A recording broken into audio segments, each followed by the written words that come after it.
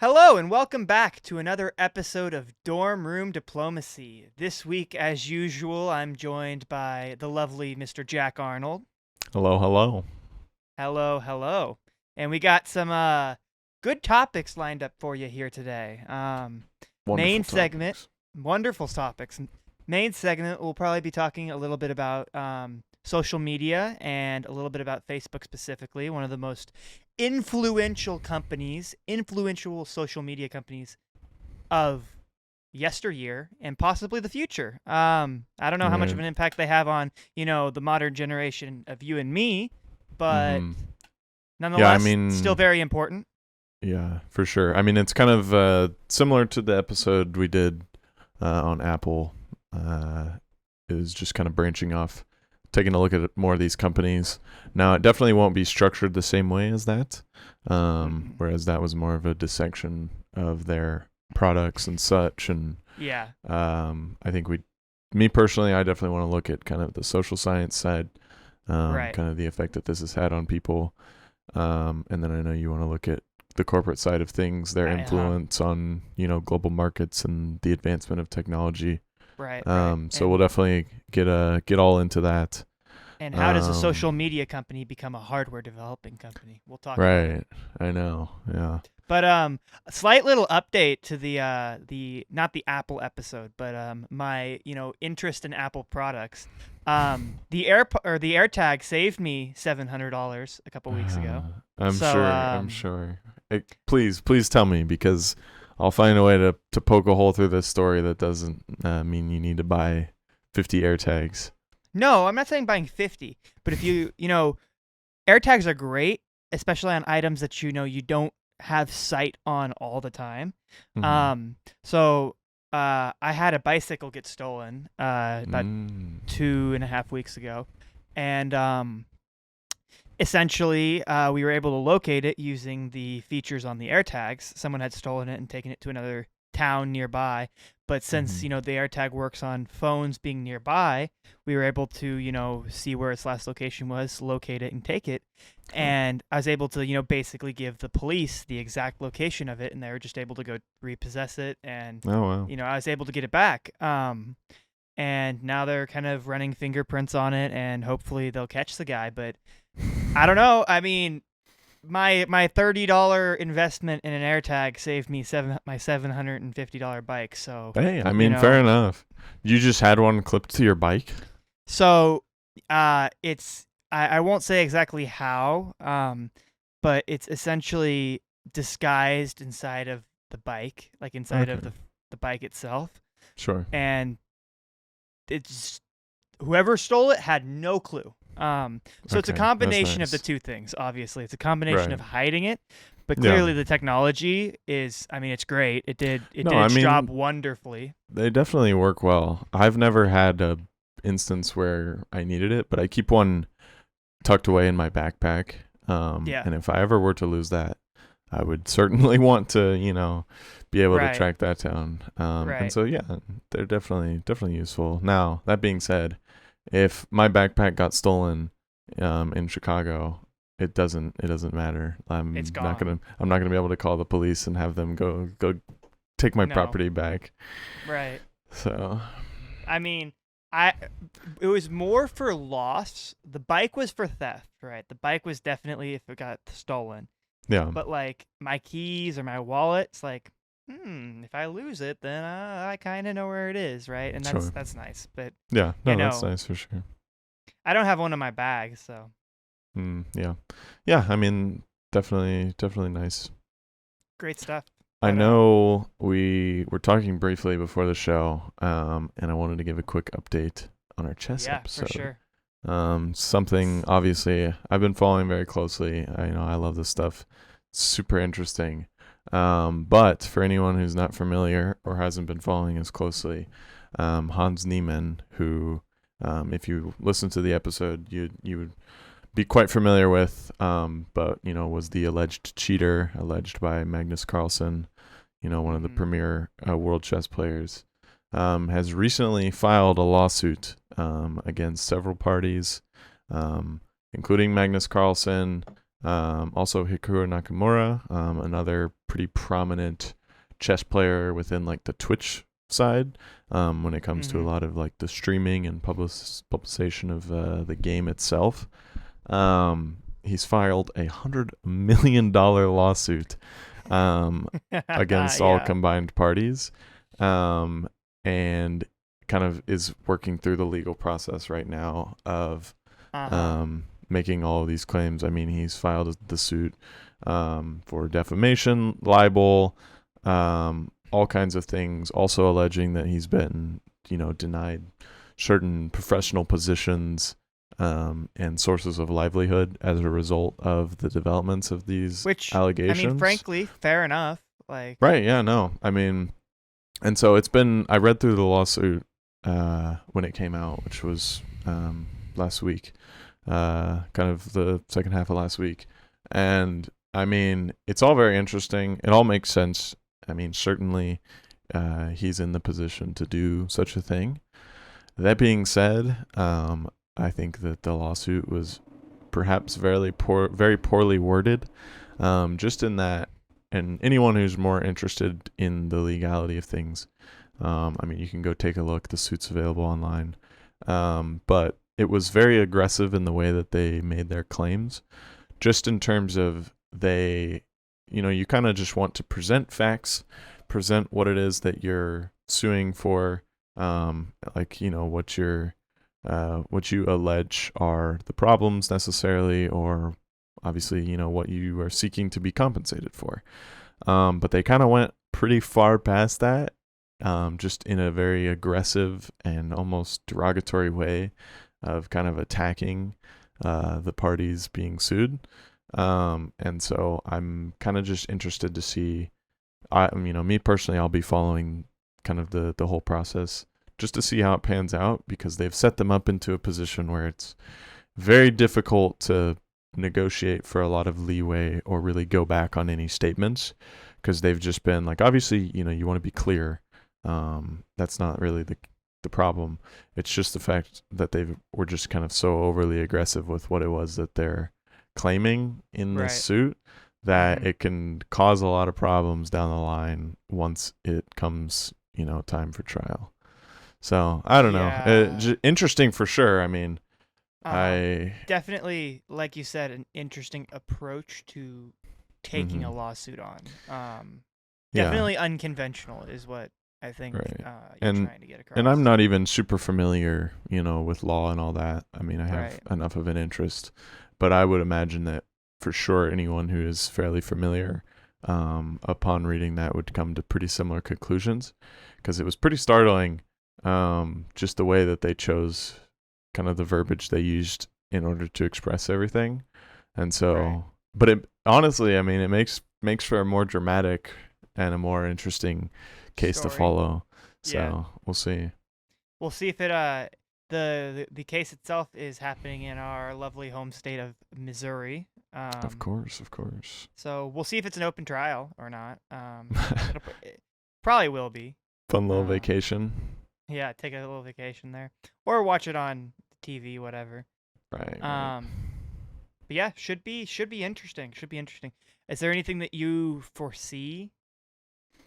I mean, I think it's going to be difficult for him to settle on a lot of things, because there's a lot of nuance when it comes to accusations of defamation and libel. Right. It comes down to the timings of things, comes down to what was said.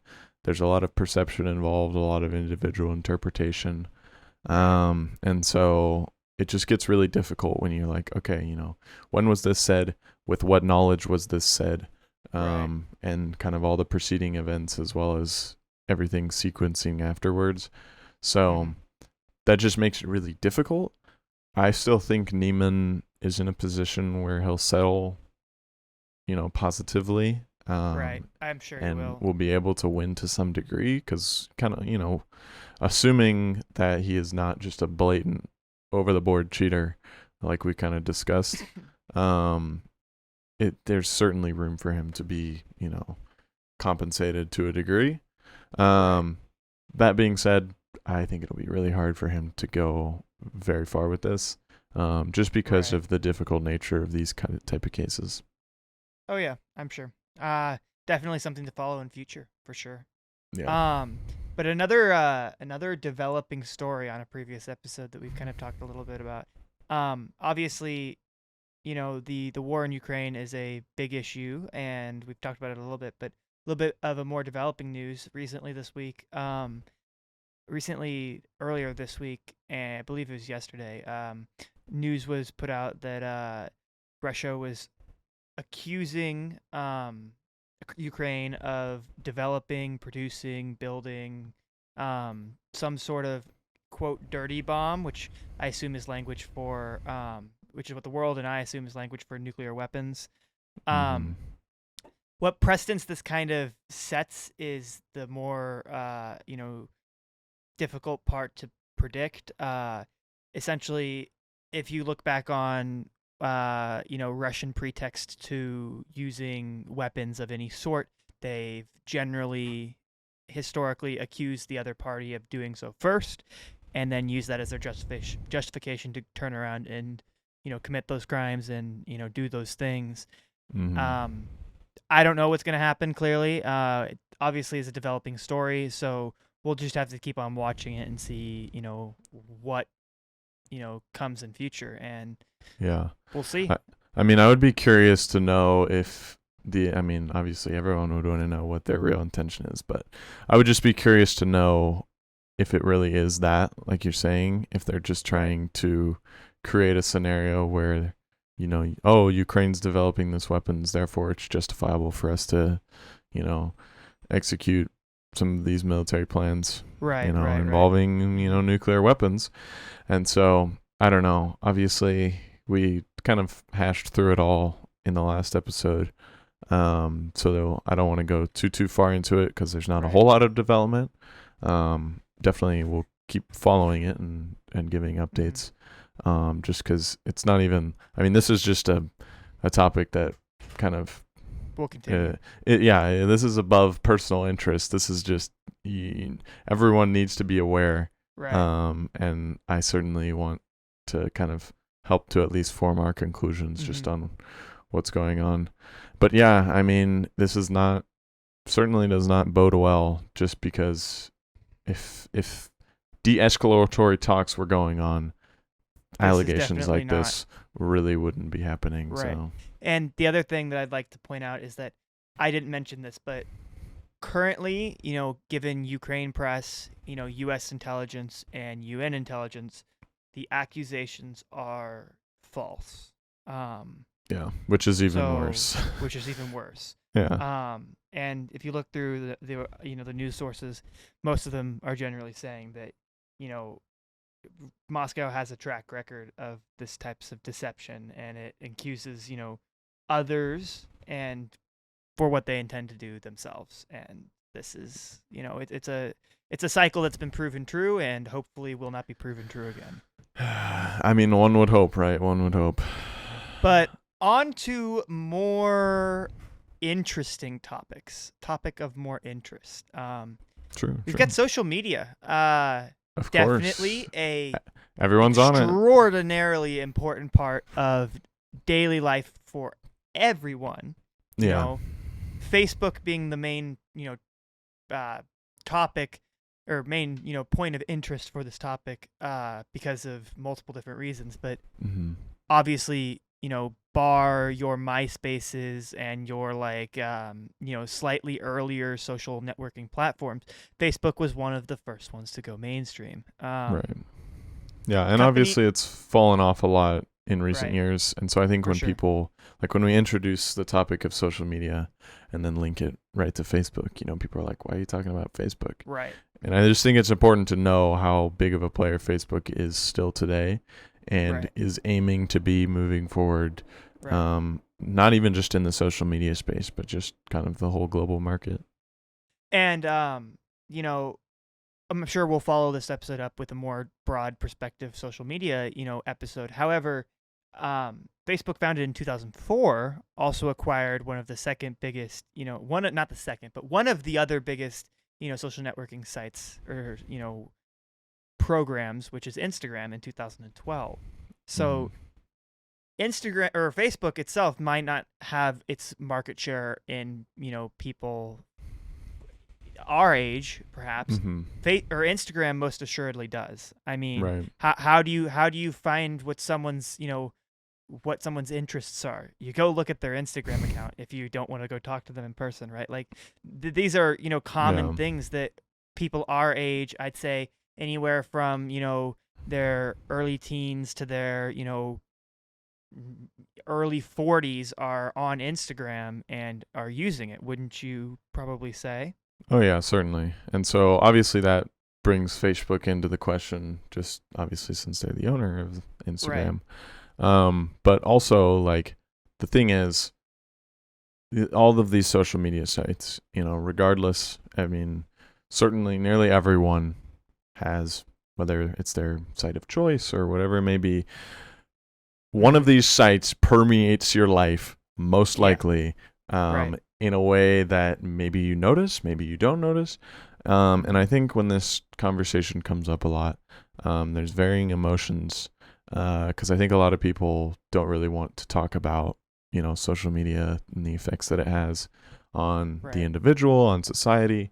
And, I'm not going to come out here and say, oh, I don't use any social media. Like I am, adverse to all these problems. No, I mean, that's simply Right. not the case. Do use social media. And I think it's just important to kind of address the problems with all of these sites, Right. just to be aware of the effect that they can have. Because the effects that they can have, I say that and a lot of people think of it in a negative way. Right. The effects that they can have can be extraordinarily positive, right? Correct. There, Yeah. there are good and bad things to be gained from social media, and it's just important to be aware of the differences and to be able to make the distinctions. For sure. And it's my opinion that social media itself is not inherently a negative thing at all. Mm-hmm. Like Right. some media outlets, some areas like to portray it as an inherently negative platform designed to promote negativity when it comes to certain things. And yes, Right. can it be used for that? Like you said, yeah, for sure. But Mm-hmm. is it inherently that? I don't think so. No, yeah, not at all. And so I think the biggest thing, for me at least, on the social side is just the effect that it has on kind of our age demographic. And so I want to, mostly, like you said, early teens.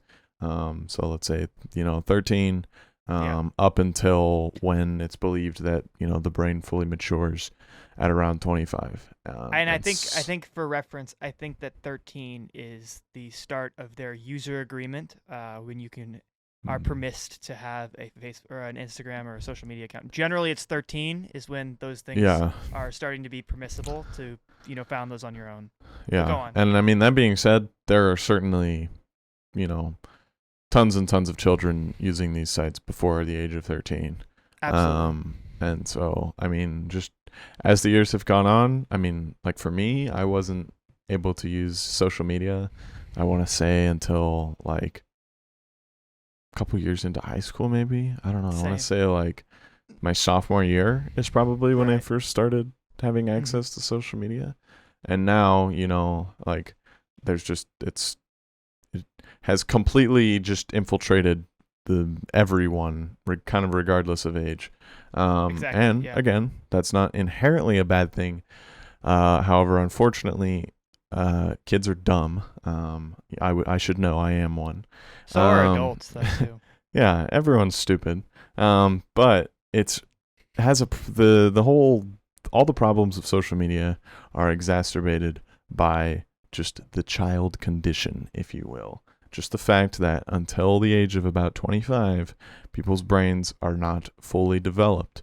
And that just, means limited cognition. It's also difficult to kind of think sequentially in terms Yes. of long-term benefits. That's I a think it's big the one. biggest one. A lot of people under that age think very short-term, instant gratification, just want you kind of the dopamine pings. Right. And it's very difficult to ignore those biological systems, right? It's wired into our DNA. So, Right. saying that, oh, this is a problem, it's much easier said than done because you're fighting against your neurochemistry essentially. Right. However, I still think it's important, obviously, to be aware, like I've said, but it's just these effects are really just changing kind of how people perceive and look at the world. And I think the big one, and people say it all the time, like, oh, social media hurts your attention span, it means you can't pay attention to things or focus much anymore.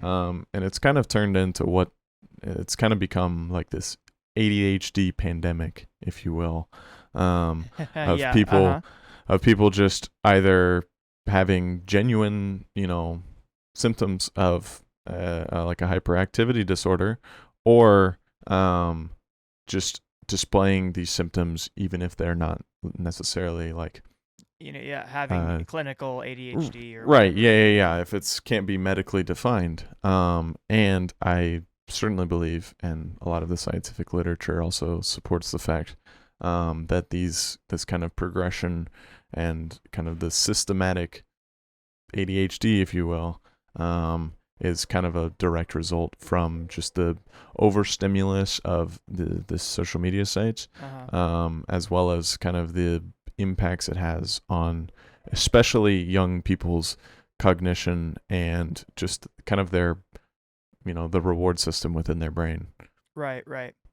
I mean, there's tons. We could play tons of different scenarios out here with tons of different adverse and negative effects that social media can have on people's lives. And like you were saying, ADHD, you could name them all off, but for sure, I think what's important about this is practicing not only because there's two camps here, and they're not like separate, but they're two different ways, because there's kind of two different aspects to moderate. There's like you can practice safety online, which is a whole different thing. You don't want bad things to happen to you, whether it be you're posting bad things that can hurt yourself later, like you said, long-term effects. You're posting things that put yourself out there in a way that gains you negative attention now that you don't want, or that could put you into a dangerous situation. There's another one. Right. Or you don't want to become addicted to it. That's another one. And that's one of the big pillars of things that you want to try and be aware of, and be safe when you're on the internet, when you're doing social media. It's just important to remember those things. And I think, of course, just like anything, moderating it is definitely a way that we can circumvent some of these issues. And clearly we're all to some extent captive by the beast that is social media, but yeah, I mean, it's just a societal thing at this point. Yeah, it's just permeated everyone's lives, and even for like myself, who like I'm certainly not against social media. I mean, I use multiple social media platforms on a daily basis, but I've been very careful about kind of moderating my use, just so that I can kind of keep it manageable, stay on top of whether it's the time I'm spending. I mean, even if you just want to ignore all of the other effects that this can have on your brain, the societal effects it's having on people, if you want to ignore all of that, I mean, it's just time that is, being wasted. And it's not always wasted. Like, I know people are going to want to make the argument of, content creators on social media. Yes, that's true. I mean, we post clips of this podcast on social media. Of course. And so, like, is that a waste of time? I mean, no, I wouldn't say that. We do it for a reason. Also, like, for example, like my personal Instagram page, right? Like, I put pictures on there, typically of things I'm interested in. Would I say that's a waste of time? No, not necessarily. But using social media just as kind of a constant time suck, just always be checking, Right. like, oh, what's this person up to? What's going on? Right. Like, all this. And like, yes, I get, obviously it revolutionized the way that people connect with one another, stay in contact with each other, helps you to feel much closer to friends, family, and all that. And that's wonderful. Like, those are great things. Those are the main benefits, the draws of these platforms. Yeah, for sure. But that being said, when it's just kind of a mindless consumption of this content, that's when it gets to be a problem. And so before we move on to kind of some of the other like just societal effects, Right. I'm just gonna, catch the flack for this one. Their TikTok has no defining qualities, or no redeeming qualities. Here's okay. You want to hear my opinion on this? I will argue on this because, yeah, sure. I agree with you entirely.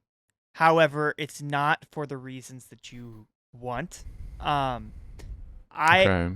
I think that the TikTok creator fund itself is absolute garbage and is a terrible way to monetize people's, works. Yeah. And you're going to argue it more on the psychological side, and I understand that. Yeah. Because it's an addictive, it should be Right. a scheduled addictive substance in America. Oh, Like, yeah, I holy, mean, holy hell. Yeah. But I'm going to just look at it from, it's going to be YouTube Shorts because YouTube Shorts make money and TikToks do not make money. That's Yeah. my opinion. You're going to go argue the other side. Go on. Yeah, I mean, essentially what it comes down to is, like all things, I'll always just say, like, anything in moderation is generally okay. That's not a universal rule. There are certainly things that are not good under any circumstances. But generally speaking, all things in moderation is a pretty good principle to live by. That being said, this whole TikTok platform we got going on here, and I'm not trying to, virtue signal and say, oh, all you guys addicted to TikTok, look at you, I'm better than you.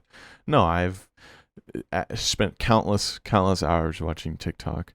And I went through a phase where I would like delete TikTok, every week or so. You and can't do then- it now. And then cave and get mad, because I wanted to watch it. And I mean, I would just sit and like I would get my screen report at the end of the week, my screen time, and go in, and it's like, oh my gosh, just like literally tens of hours per week Right. of sitting watching TikTok. And like, yes, is there educational content on TikTok? Sure. That's bullshit. You are not learning more from the 1 out of 10 educational TikToks on your For You page than you are the rest of just the utter useless bullshit. Like, Right. I'm sorry. And the other thing is just the system of how it's designed. I mean, frankly, it's genius. It's absolutely. Like, it works genius. extraordinarily well. And that's why Yeah. it's so popular, and that's why people are like genuinely addicted to it. And that's not What are you even going to do when you have 5 minutes? Yeah, right. What are you Like, going to do when you have it's 5 minutes? it's so easy. Like, oh, not enough time to go do something. I'll just open up TikTok. Because here's the other thing. Video's been proven to be more stimulating than, like, just scrolling through Instagram with pictures and texts. Like, Right, it's yeah. proven. That's scientifically proven. What are you going to do? You're going to go watch TikTok. Go on. Yeah, no, I mean, it's geniusly designed. I'm not here to Absolutely. argue that. Like, it works for a reason. And it's like this, like you said, it should be scheduled as like an addictive substance. With how much Yeah. just time is being, devoted to this. It's absurd. That's and so, another episode. I want to talk about the schedule system, but go on. Oh, yeah. And so, I mean, it's just kind of, the thing for me is, you think about it like pleasure in life, is kind of a major driving force for a lot of people. Mhm. And there's an important distinction when talking about pleasure, where you need to look at two types of pleasure, that being, kind of the instant gratification, the immediate pleasure, quick releases of dopamine, or long-term pleasure, which could be much more like fulfilling, sense of achievement, accomplishment, stuff like that, right? Right. And so, like, sure, is, watching a TikTok going to make you happy for 5 minutes? Yes. Watching, that time adds up. The 5 minutes, the 10 minutes rolls into hours, Like I said, I've struggled with this too, racking up tens of hours per week, watching short little video clips, on my phone, just because it's entertaining and it's so hard to stop. And but- it's there and it's convenient. Yeah, but people don't realize, and there's, plenty of scientific literature to support this. This is rewiring people's brains.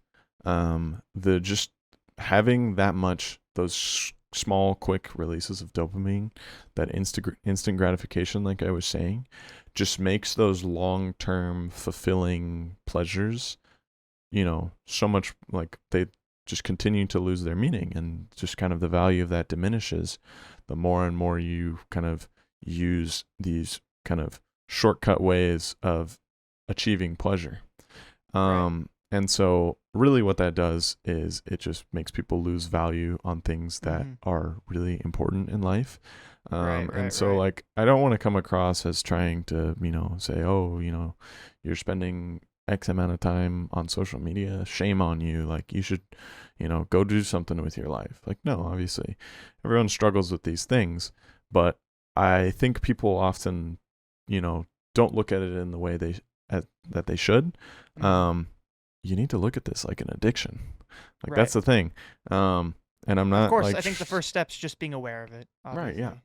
Like, if you can take a look at the amount of time that you're spending on social media, reflect on it, and say that it is positively impacting your life and not interfering with any other aspects of your life or any of your long-term goals. If you can genuinely reflect inward and come to that conclusion, then great. I think you're in a good space. Only each individual can do that for themselves. You can't really have someone take a look can't put a and heuristic on it and just and weigh out all these things for you. And so if you can come to that conclusion on your own, then fantastic, right? Like, you are adequately distributing your time among the things that you value. And if that's the case, then being on social media doesn't hurt at all. And that's what it comes down to in the end is, yes, none of these things are not inherently bad. If used properly, it's just so easy to kind of get lost, and it just kind of turns into a bit of a disaster. And I think that there's, going back a little bit, I think that, when we talked about the negative impacts that social media can have, moving out of the whole, TikTok shorts, area, I think that there is another negative side that we haven't touched on. And I think that there is an inherent, and it's not an issue that's inherently bad about Instagram or bad about Facebook. It's more of an issue of, humans are mean and human nature is negative in some senses. I see where you're going. Social media in its most pure and original form, before, it was perhaps, cluttered by human nature making bad comments, bad things like that, as well as advertising, so on and so forth. There's plenty of different ways that we could call it, social media cluttered at this point. But in its most pure and prime form, it's kind of designed as just a place to, like, show your interests and, develop your personality online for, others to see. However, that obviously caters to a natural human response of, I really don't agree with you, so I'm going to say negative and bad things at you and make you upset. And while, sure, that's fine, I agree, this is America, this is the world, it should be a right that everyone has a license to their own opinion. That's fine, and that's great. It's just when it becomes unproductive debate that it becomes, that's where the negativity starts coming out. Yeah, no, for sure. I mean, at least in regard to kind of the dialogue between people, and the prime example of this would be Twitter. Yes. When it comes to people sharing, and I want to get into kind of the social anxiety, the kind of presenting yourself, and kind of people, how human nature has kind of ruined even the more, what were initially intentioned to be a more pure form of social media. I want to get into that, right after, but I definitely like that you brought up the fact, just kind of looking at the dialogue between people. If it's, a debate between individuals, it doesn't have to be political, but certainly oftentimes is. Social media, what it does, and I'm sure people have heard the example, it removes the face from the debate, right? It makes it so that you are just arguing with some pixels on a screen, just a random stranger with a profile picture that you're never going to see. And what does that do? The analogy I always like to use is, okay, you're driving on the road, right? And you get cut off and, you flip the guy off and you curse him out. Let's say, for example, you get cut off while walking across the street. Are you going to bang on this person's car and cuss them out and flip them off? No, not exactly. You're not sitting encased in a nice little metal vehicle, protected in your bubble from the outside world. And so I think it's a similar scenario where people feel protected, and more importantly, they just feel autonomous, or not, anonymous. Anonymous, well, not autonomous. Two different. Yes. I mean, sure, they have their own autonomy. They have their own ability to say whatever the hell they want, sure, regardless of the jurisdiction they're in. And of course, that's another episode, data censoring. Yeah. However, no, yes, certainly. Yeah, I mean, everyone has personal autonomy over what it is they're saying on social media, which is a good thing. Yes. Freedom of speech. Good thing. Is just that it cannot be argued with. And it just, if you look at any example throughout history, where it's kind of there's been plenty of tests that show that it certainly needs to be maintained. Freedom of speech, good. That's right. But anywho, I just think that it is very important when looking, and we'll use Twitter as the example, because what it does is it takes all of these political discussions, even non-political, even just discussions over whatever, really, stupid stuff, just very, unimportant topics, whatever it may be, right? And it just tribalizes things and makes it so that it just becomes, and I actually would love to point people to a TED Talk. It's one of the most listened to TED Talks of all time by Tim Urban. He has a couple, but he's also gone on lots of podcasts, and he has a really good concept of kind of the political ladder. And I won't dive too deep into it. I'll just give kind of the analogy just for the purpose of the argument, because I wouldn't do as well of a job explaining it. So, please go check his stuff out.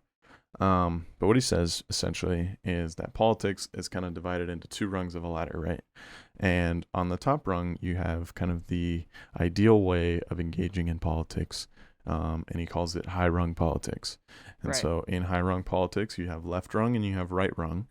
And both rungs of this, section of the ladder, they're both concerned with the betterment of society, the progress of the human race, and kind of are both have the same end goal of achieving, an upward trajectory of progress.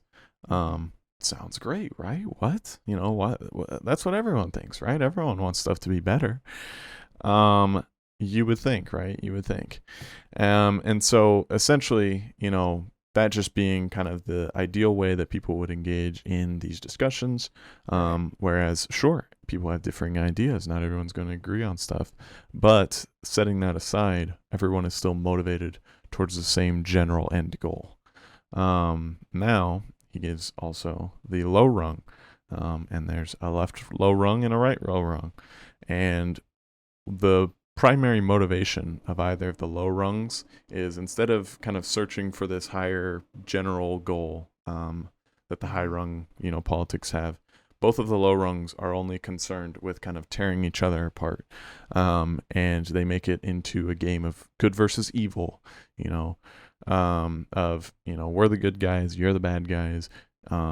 We don't necessarily need to be concerned with the, promotion of our own ideas. We just need to tear down your ideas, kind of with the idea that, if the people who disagree with us, don't exist or aren't publicized or, don't have any presence, then, there's nothing to worry about. And that's just kind of a silly way to think about things, because certainly everyone has a variety of ideas to contribute to any topic. And if, all political and social problems could be solved by one person or one group of people, then the world wouldn't be in the state that it is in today. Right. And so kind of, I guess, viewing your own personal ideas as so infallible that instead of working on kind of your own betterment and kind of the Mm-hmm.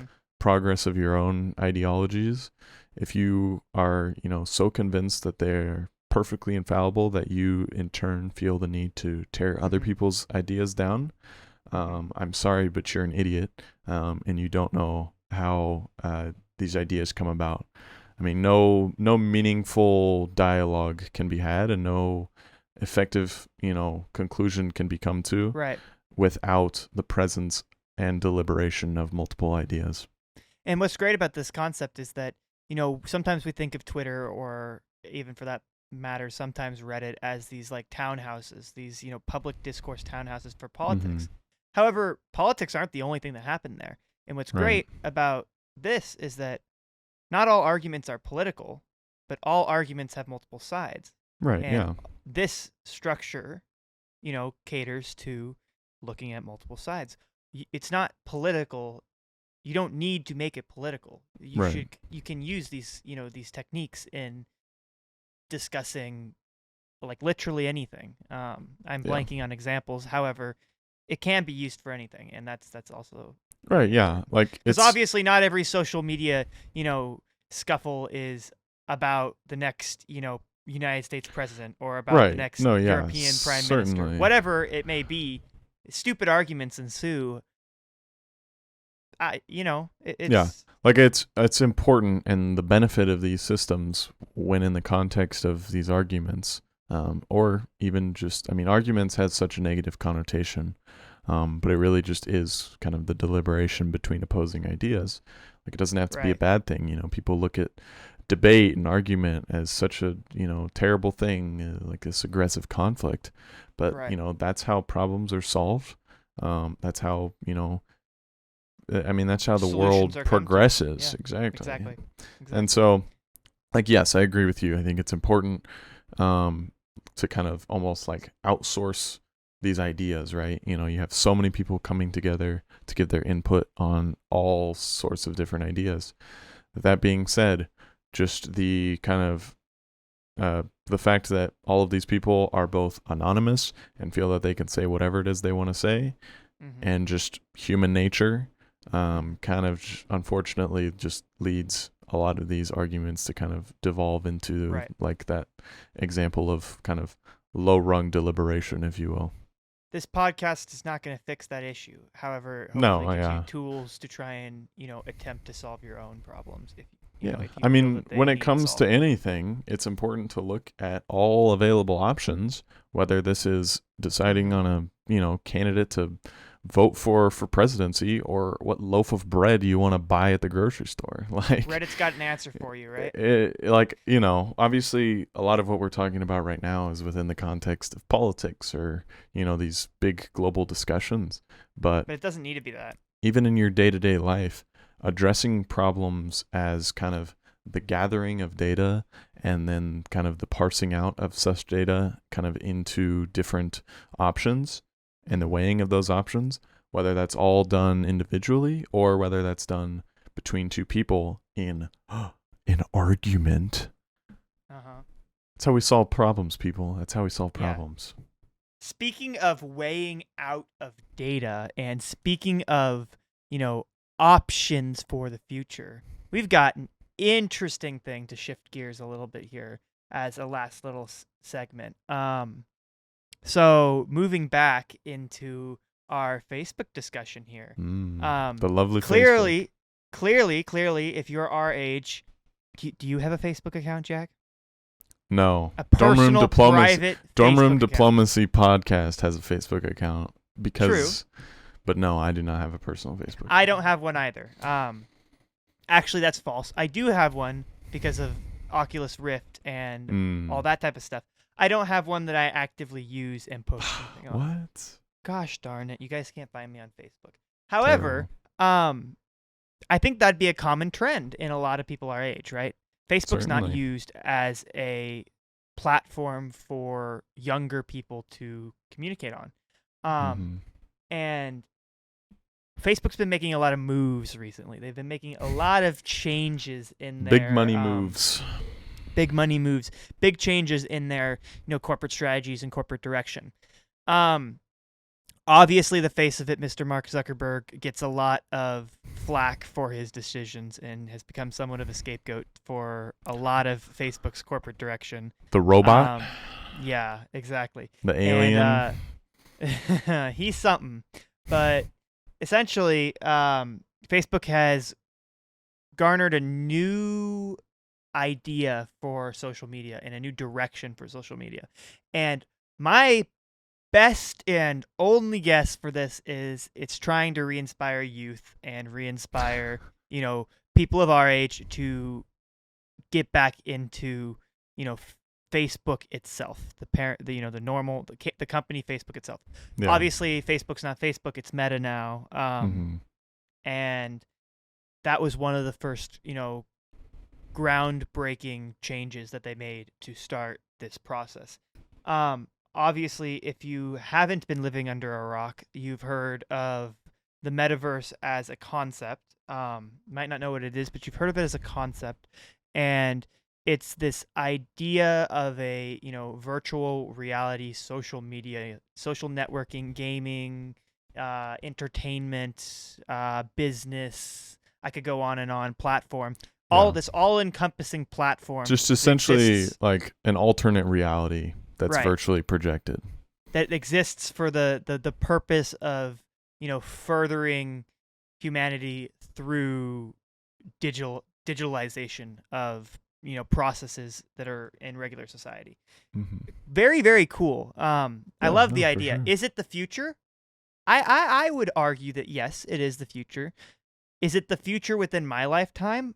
I'm not even sure. Is it the future in the next 40 years? Probably not.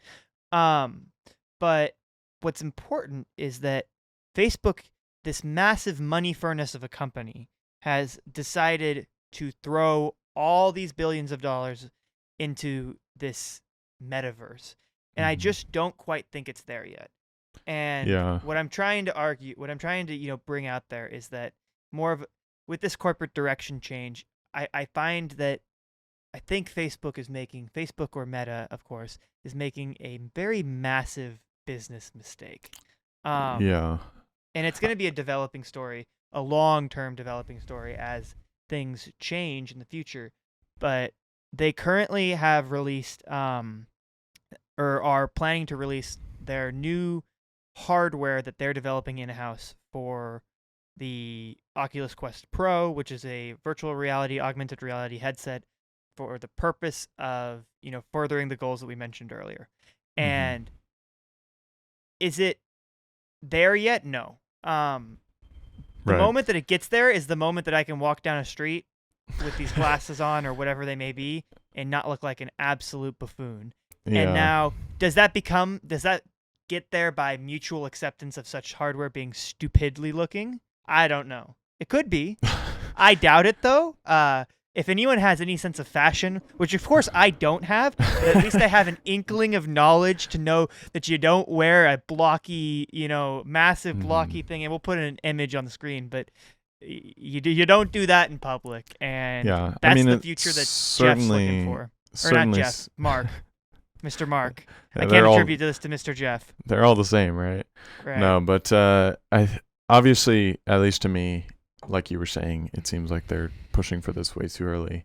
But when I kind of look at this, two main things come to mind. First of all, like you said previously, I think it is them trying to recapture a new market share of people, primarily being the younger generation. I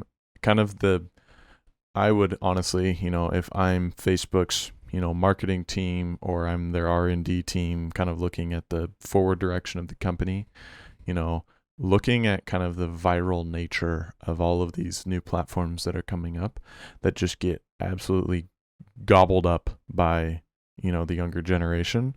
I honestly wouldn't fault them for kind of looking at that. The best customer base you can have is a dumb customer base, right? True. You don't want absolutely the best customers are the ones that don't know, what's best for them. Right.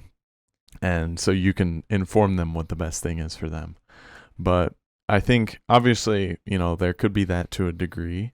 And then I think kind of the obvious point is like, sure, they want to be positioning themselves as a front runner in the development of these virtual, these augmented reality technologies. That makes sense. Like that seems like an obvious decision to make. But I certainly agree with you where like it's kind of strange to me how aggressively they're approaching this. Just in the fact like, yes, like virtual reality is a thing right now, like, mostly like for playing games. There's certainly other use cases for it, but are not nearly as sophisticated. But converting your entire company to be virtual reality forward is kind of insane. And kind of all of the projections they've made and the statements they've released, make it seem like they're expecting in the near future, like next 10, 20 years, for us to be living in a world, similar to that of like, Ready Player One, if you've seen the movie, or just kind of where your entire reality is lived within this virtual world and your physical body is essentially just like, a brain in the vat of a large thinking machine. And like, that's an extreme example, but essentially just people, because of the interconnectedness of these technologies, should they be as, well developed as, Facebook is saying, right? Should these be widely adopted? Like, oh, you shouldn't need to have to, not be living in this augmented reality. And like, I think that we are headed there to a degree in the future.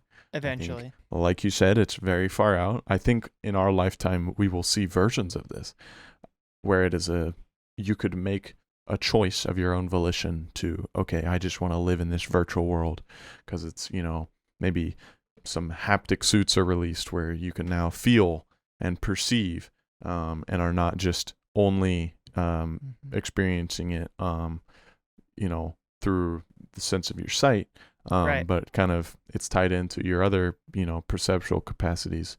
And so that I can see certainly in our lifetime happening, but certainly not to the degree where it's a widely adopted, just societal thing where everyone is using this on a daily basis as their primary interaction with reality. Right.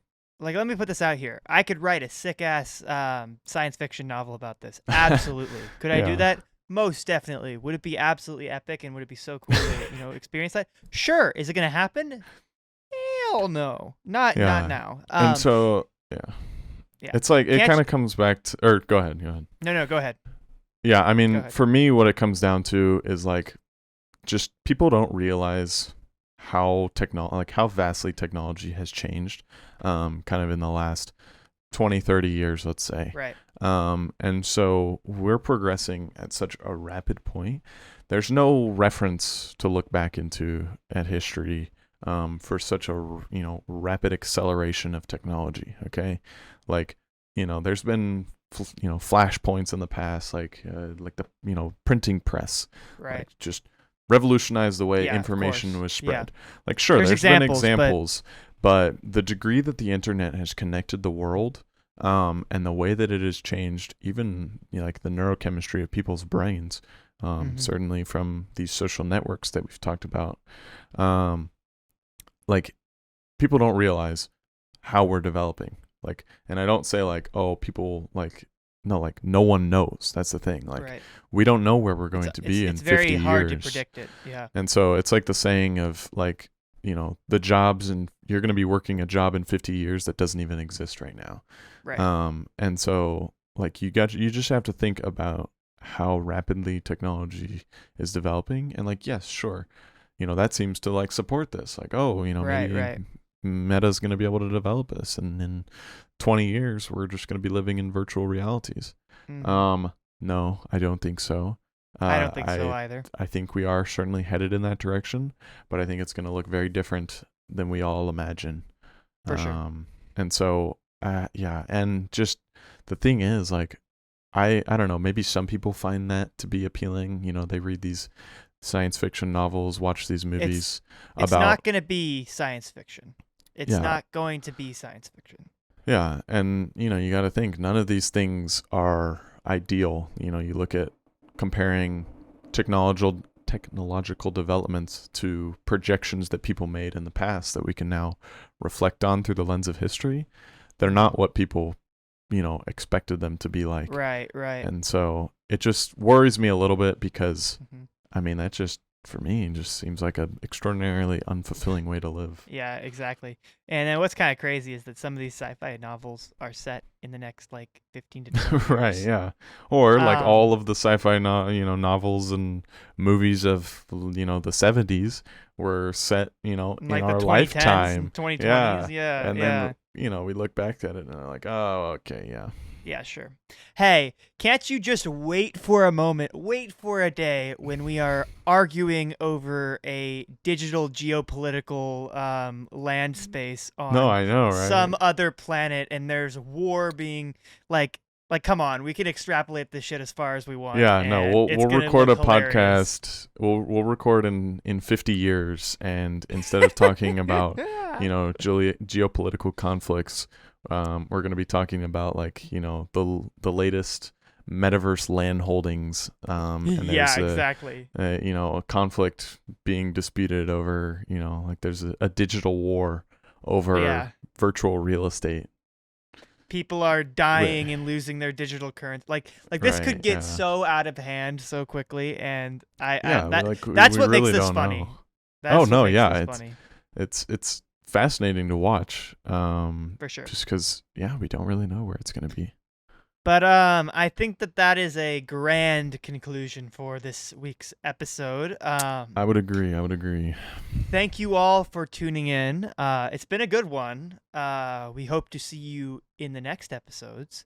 As usual, any sorts of likes, comments, so on and so forth on social medias, and the episode itself is greatly appreciated. Always. Always appreciated. And we will see you next week. Peace. Peace.